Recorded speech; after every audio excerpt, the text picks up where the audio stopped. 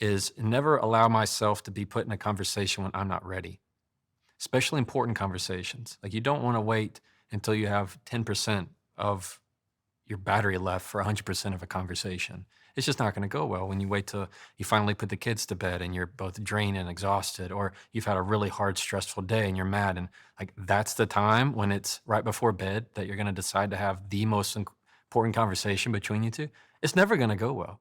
Like, because you're aggravated, you're agitated, you're probably hungry. And so you don't set yourself up for failure. And that would be, don't have a conversation when you're not ready. Ways to, and this goes same for your triggers, is part of that self-awareness is saying that out loud.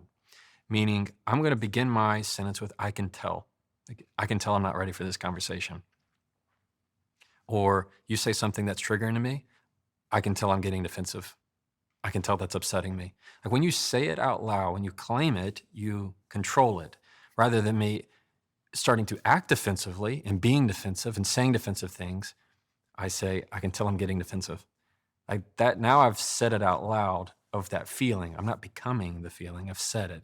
Mm. And so there's a big, big difference in how, when you're in those difficult conversations, when you want to prepare yourself, you find ways to, one, have self-awareness of, I can tell when I'm ready and when I'm not ready. Second of all is, if you know your triggers and you know what's going to upset you, you try and like curb that as best you can. When you're not in the fight or flight, you're not going to put yourself in the bad position. So that would be the biggest takeaway is, don't put yourself in position to fail.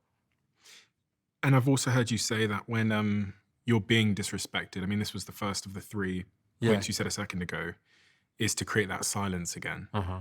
Why does that matter? And what do you mean by that? Yeah. So pauses, though they are the absence of words, they're not the absence of communication. Meaning, there's a difference in pauses between somebody saying, I love you, and a really long pause before somebody says, I love you too. Or your girlfriend asks, where were you last night? And you take 1 second to respond instead of 7 seconds to respond. They each say different things. So pauses are wonderful at getting the other person and yourself to fill in blanks